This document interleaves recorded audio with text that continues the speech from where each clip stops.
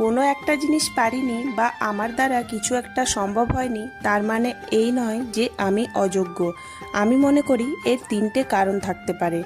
হতে পারে সেই কাজটার সময় এখনো আসেনি, হয়তো বা ওটা আমার জন্য নয়, ভগবান ওর থেকেও বেটার কিছু ভেবে রেখেছে। কারণ কর্মফল থেকে উনি কাউকে বঞ্চিত করেন না, সেটা ভালো হোক বা খারাপ। আর শেষে হচ্ছে যেটা সবচেয়ে ইম্পর্টেন্ট, হয়তো আমার শেখা এখনও শেষ হয়নি। এর শেষ যদিও কখনো হয় না, একটা নির্দিষ্ট সময়ের পর শেখাটাকে আমরা কাজে লাগাতে পারি, তবে যে জিনিসটা একবারই হয়ে যায় না, সেটার মূল্য খুব কম মানুষই দিতে জানে। হেরে যাওয়ার পরেও যে চেষ্টা করে তার মানে তার মধ্যে দম আছে। ফল না পাওয়া মানেই ফেল নয়, বরং রাস্তাটা চেঞ্জ করা দরকার আছে। ভুল রাস্তায় বারবার হাজারবার হাত দিয়েও গন্তব্যে পৌঁছানো যায় না, তার জন্য রাস্তা চেঞ্জ করতেই হয়।